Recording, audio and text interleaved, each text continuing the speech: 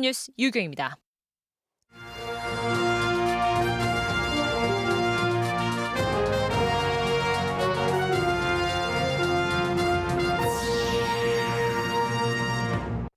충청권 세계대학 경기대회가 정부와 대한체육회 갈등으로 무산 위기로 치닫고 있습니다. 대통령이 나설 때라는 목소리도 나옵니다. 마스크를 벗으면서 각종 감염병이 퍼지고 있습니다. 무더운 여름 날씨에도 때 아닌 독감 환자가 급속히 늘었습니다. 셋째, 넷째 쌍둥이를 낳아 1억 원의 출산 장려금을 받은 다둥이 집에 겹경사가 생겼습니다. 이웃이 뜻밖의 선물을 내줬습니다. 시청자 여러분 안녕하십니까? 계속해서 충북 소식입니다. 충청권 세계대학 경기대회 조직위 구성을 두고 정부와 대한체육회가 한치도 물러서지 않아 대회 개최가 무산될 수 있다는 우려가 나오고 있습니다. 체육회는 다음 주부터 100만 체육인 서명 운동에 나서겠다고 하는데 사태가 더 악화되기 전에 대통령이 나서야 한다는 목소리도 나오고 있습니다. 김대웅 기자입니다.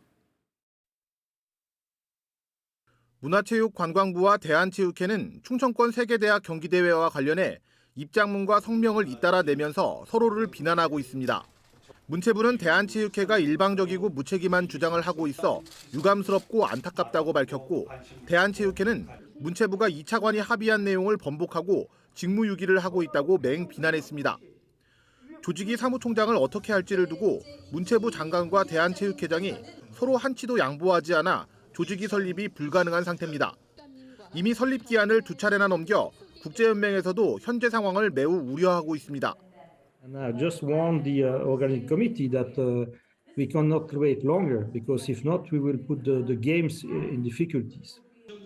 대한체육회는 다음 주 종목단체장과 시군구 체육회장 간담회를 잇따라 열고 100만 체육인 서명운동에 나설 예정입니다. 또 이기흥 체육회장이 오는 20일 기자회견을 열기로 했는데 국제연맹과 4개 시도 간의 비공개 계약 내용 일부를 언론에 공개할 예정인 것으로 알려졌습니다. 구체적인 내용은 밝히지 않았지만 국제 계약을 파기해 대회 개최가 무산될 수도 있다는 우려가 나오고 있습니다.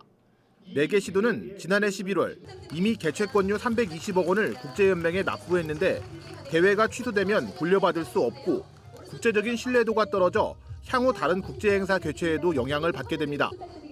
사정이 이렇게 되자 체육계 원로들까지 나서 갈등 해결을 요구하고 있습니다. 장관과 체육회장 누구도 물러서지 않으니 결국 대통령이 나서야 문제가 풀린다는 겁니다. 서로 갈등이 계속되면 결국은 나라 망신 아닙니까? 한치의 양보도 없으면 어떻게 되는 겁니까? 자문합 취소돼 버지요. 대통령께서 하시면은 해결할 수 있는 사람이 없잖아요. 이 대회는 충청권 4개 시도가 사상 처음으로 공동 개최하는 대규모 국제대회여서 560만 충청인의 염원이라고 불리고 있습니다. 하지만 조직위 구성을 두고 정부와 체육계가 진흙탕 싸움을 벌이면서 대회 개최 자체가 안개 속에 놓였습니다. MBC 뉴스 김대웅입니다. 코로나19로 마스크를 쓰는 동안 뜸했던 각종 감염병이 요즘 유난히 유행하고 있습니다. 무더운 여름 날씨에도 독감 환자가 늘고 있고 때이른 수족구병까지 영유아들 사이에 급속도로 확산하고 있습니다. 김영일 기자입니다. 10살 세호는 기침과 함께 38도가 넘는 고열에 시달리다 아침 일찍부터 병원을 찾았습니다. 목도 아프고 코도 막히고 그다음에 열도 나요. 그냥 감기보다 더 아픈 것 같아요. 병명은 인플루엔자, 독감이었습니다. 처음 증상은 형에게서 나타났고 이틀 뒤 함께 생활하던 세호와 아빠까지 추가로 감염됐습니다. 큰애가 일요일부터 아프기 시작했는데 화요일쯤 괜찮아지니까 화요일 저녁부터 아빠랑 둘째 동생이 아프기 시작했어요, 지금. 때 아닌 여름철 독감이 기승을 부리는 겁니다. 무더운 날씨에도 유행세가 좀처럼 꺾이지 않고 있습니다. 최근 충북의 독감 의심 환자는 외래 환자 1000명당 39.2명. 지난달부터 3주 연속 다시 늘더니 올해 유행 기준인 4.9명에 8배로 늘었습니다. 결막염을 유발해 눈꽃 감기로 불리는 아데노바이러스와 리노바이러스 같은 호흡기 감염증 환자도 많이 늘고 있습니다. 고열이 많이 나고요. 눈곱이 많이 끼고 눈도 충혈되고 지금 목도 많이 부어 있어요. 열 같은 경우는 거의 39도 가까이 나오니까. 마스크 떼고 나서는 인플루엔자가 급격히 늘어났어요. 그리고 뭐 아데노바이러스, 뭐 온갖 병이 지금 한 5가지 병이 도니까. 여름철 유행하는 수족구병도 영유아 사이에서 벌써부터 급증하고 있습니다. 지난달 28일부터 지난 3일까지 충북의 수족구병 의심 환자는 병원 외래 환자 1000명 중 20.5명, 일주일 전보다 무려 5배 이상으로 늘었습니다. 코로나19 유행 시기인 2020년부터 지난해까지만 해도 0.8명 수준이었는데 올해 마스크 의무 착용이 해제되면서 다시 늘고 있는 겁니다. 여기에 일찍 찾아온 더위에 일교차가 커졌고 야외 활동이 늘어난 것도 영향을 미친 것으로 보입니다. 감염병이 유행되는 현상이 지속되고 있습니다. 이는 코로나19에 따른 피로도와 그간 못하였던 야외 활동이 많아진 점이 주요한 원인이라고 생각됩니다. 방역당국은 코로나19 유행 시기 다른 질환에 대한 자연 면역력이 떨어지면서 여러 호흡기 바이러스가 동시 유행하고 있다며 손 씻기 같은 개인 위생 관리에 각별한 주의를 당부했습니다. MBC 뉴스 김영일입니다. 지난 2017년 발생한 제천 스포츠센터 화재 참사의 피해자 보상을 촉구하는 결의안이 발의됐습니다. 국회 제천 화재평가소위원회 위원장을 맡았던 국민의힘 권은희 의원은 행정당국의 조속한 보상 이행을 촉구하는 결의안을 발의했다고 밝혔습니다.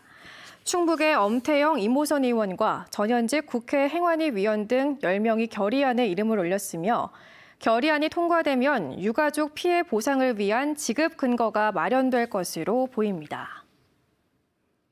박지원 전 국정원장이 이동관 대통령 비서실 특보의 방송통신위원장 내정설에 대해서 임명하면 큰 국민적 저항을 가져올 거라고 전망했습니다.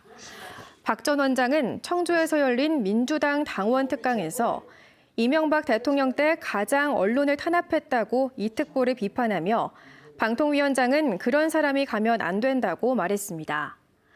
또 윤석열 대통령을 향해 방송계를 장악하려고 MBC 기자를 압수수색하고 KBS의 수신료 분리징수 압박을 하고 있다고 주장했습니다. 셋째, 넷째 쌍둥이를 낳고 군청에서 장려금을 1억 원이나 받은 가족이 있는데요. 이 사형제 집에 또 한 번의 겹경사가 났습니다.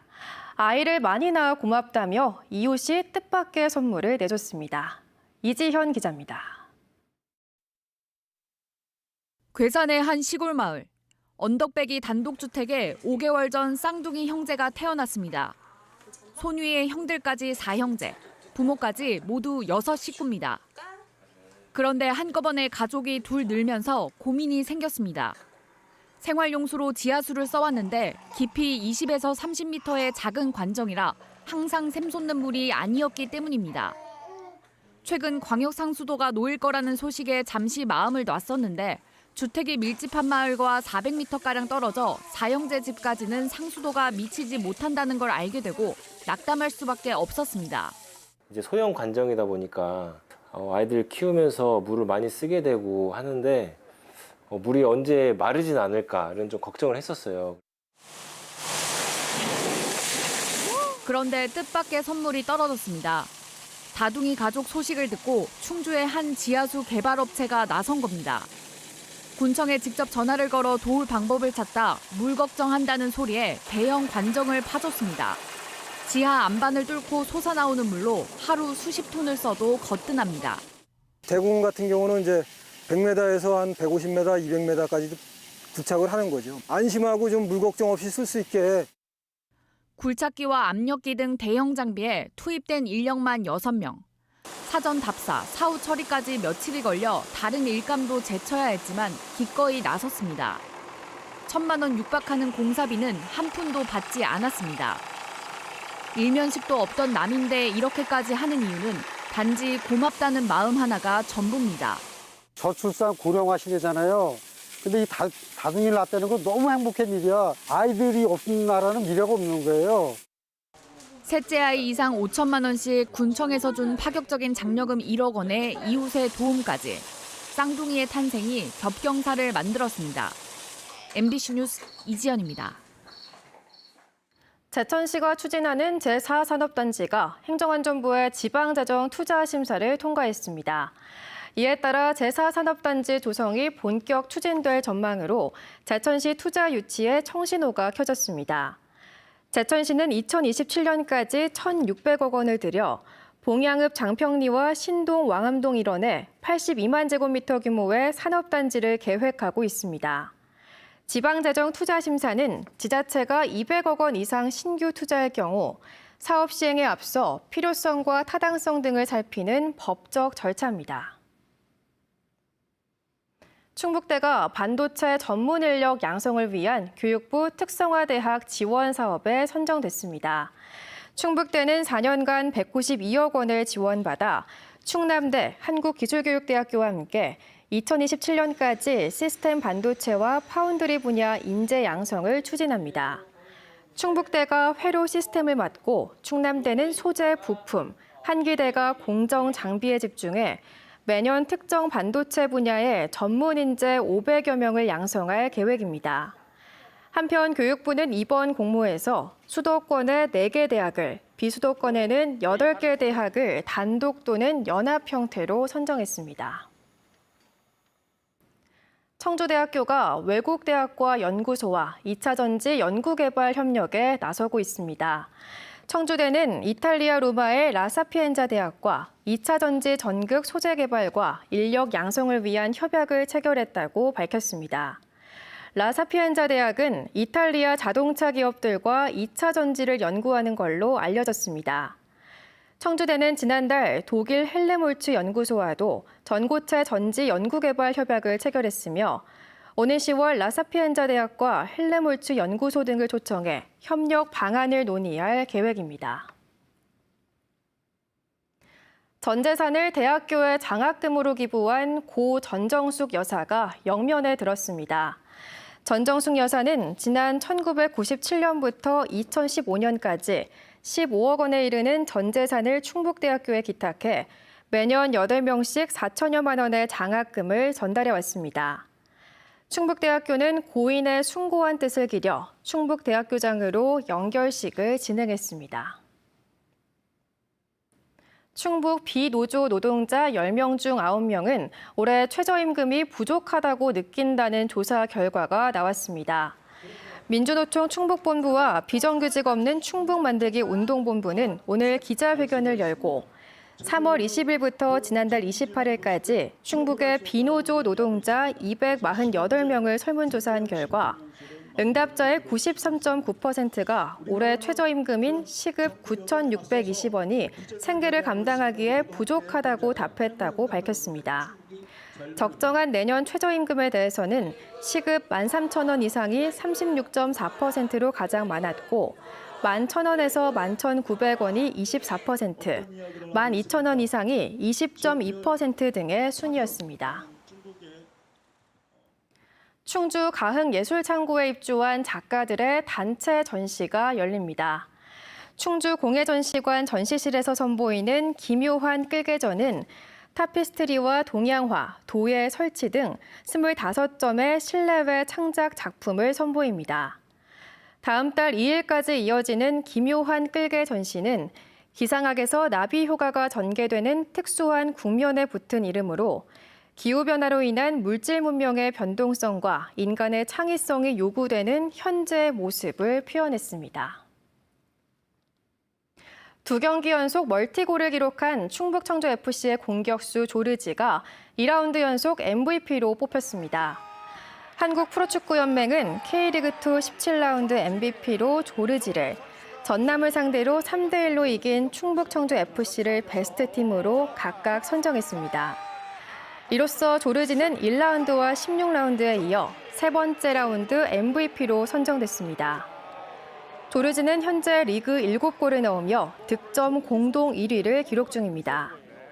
또 지난 11일 전남전에서 중원과 좌우를 가리지 않고 맹활약한 장혁진도 베스트 11에 이름을 올렸습니다. 충북 소식 마칩니다. 시청해주신 여러분 고맙습니다.